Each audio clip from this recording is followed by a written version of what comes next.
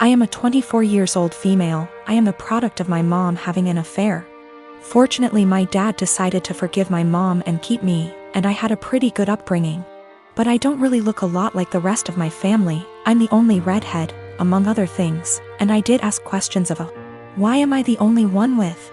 When I was 17, my mom took me out for ice cream and introduced me to my bio father.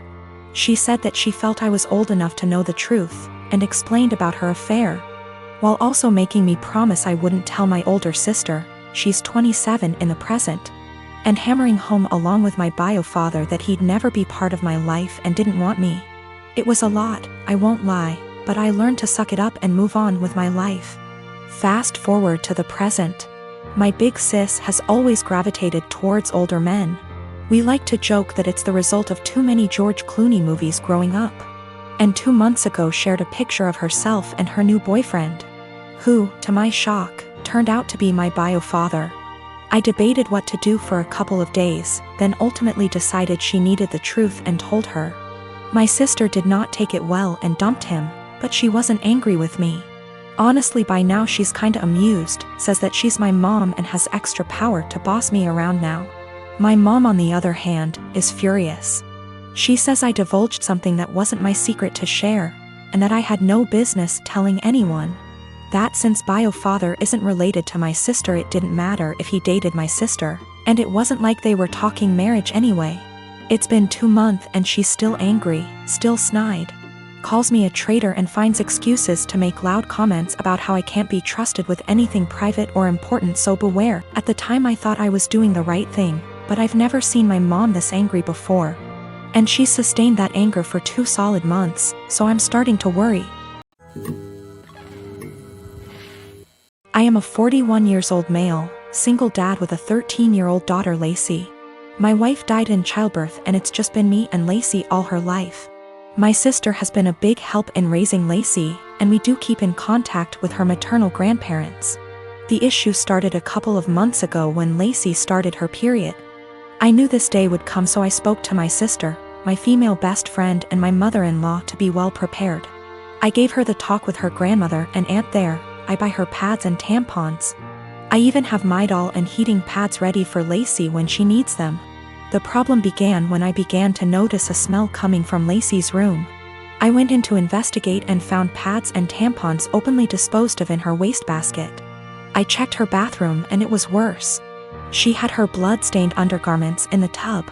I took out her trash and did my best to get rid of the smell, but I didn't know what to do with the underwear in the tub. Later, I noticed bloodstains on the couch. It took a while of cleaning, but I got them out. I figured that was the end of that. It happened again last month, when I noticed Lacey's room was stinking again. And I saw she didn't even wash the underwear from before. The bathroom was unbearable at this point. Then earlier this week, I saw bloodstains on the couch again.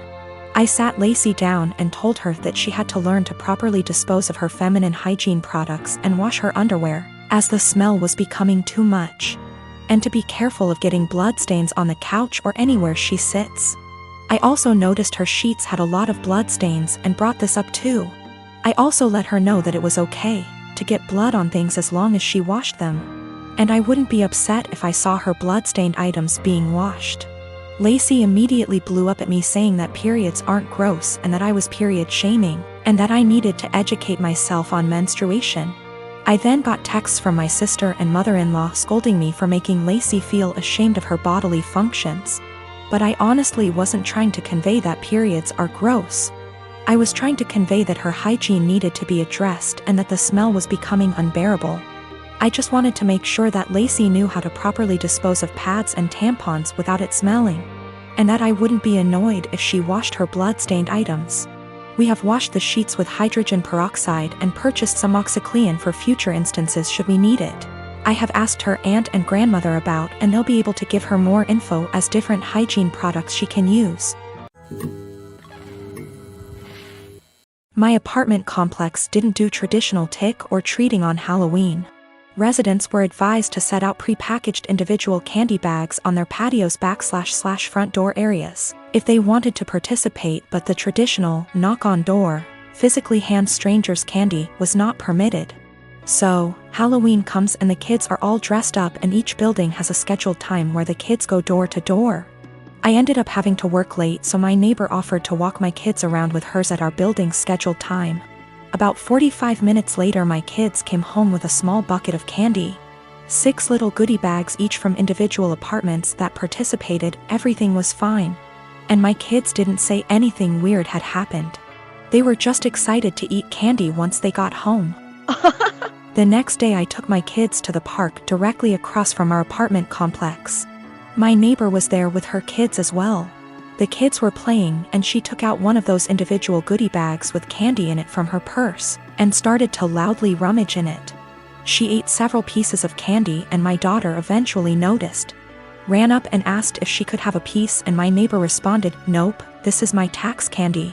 Remember that this was my reward for taking you trick or treating last night." I was a little weirded out by that statement and asked what she meant.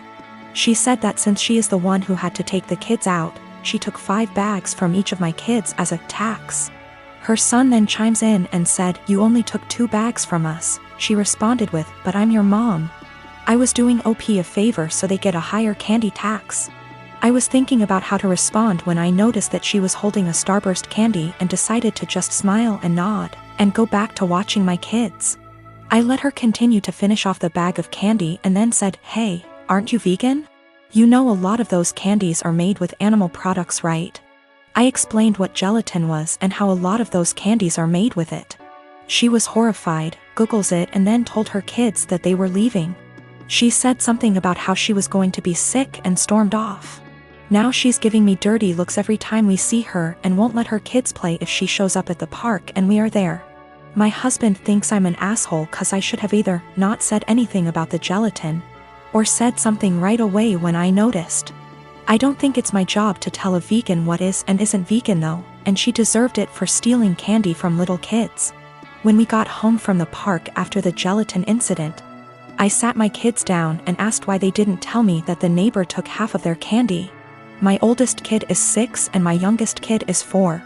6-year-old explained that as they went door to door during their designated trick-or-treating time, she would have my 4-year-old grab 2 bags instead of 1 from each apartment for the majority of them. She explained it to my kids that they were grabbing extra bags for her to be handed over at the end as taxation.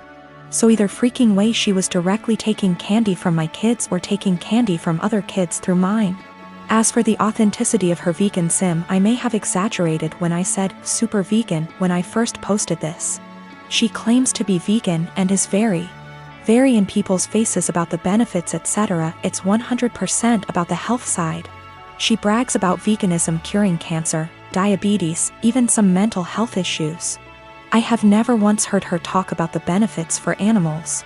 She also sells herbal tea products, customized gym clothing, etc., so she totes a pretty big vegan lifestyle. If that makes sense. Now for the gelatin. She knows what gelatin is, she knows what it's made out of, she knows that there are obvious things that she can't eat. But she had no idea that a lot of candy specifically had gelatin apparently. When I told her that they had gelatin in it, she knew what gelatin was but Googled the candies to see if I was correct. I think she is either really dumb or she eats non-vegan stuff all the time when no one's watching, and had to pretend to be horrified about it at this point. Cause a lot of you guys have pointed out that you literally can't be vegan and not know these things. I'm not vegan, I'm not even freaking vegetarian, and I know these things. Me and my daughter, Anya, are from India. Our native language is Hindi. She 11 years old now. Her father died when she was 5 and I immigrated to States because everyone was trying to get me remarried to a 60-year-old sleazebag. Because, oh no. However will a woman live or raise a child alone? I started dating my now husband when Anya was 6. He had a 5-year-old son, Ben, 50% custody. Me, Anya, Ben, husband and Ben's mom get along really well.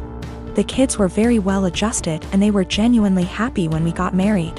Whenever tensions arose, we dealt with them patiently. Let's just say after walking through the minefield of Indian family / drama, diffusing these toy bombs were very easy. Anya has a habit of talking in Hindi when she gets really excited. Sometimes, while talking to me, she starts talking in Hindi without even realizing it. This wasn't a problem. If she does that while others are around, I would remind her and she would revert back to English. Few months ago, Ben's mum passed away and he came to live with us full time. He has a room already and we put Ben into therapy immediately. A week ago, Ben walked in when me and Anya were cooking and we were talking in Hindi and he started crying. He told me he is feeling bad that he can't understand what we are saying. I hugged him and consoled him and assured him that we didn't do it to exclude him purposefully. And then Anya started crying and apologized. The whole thing was just heartbreaking.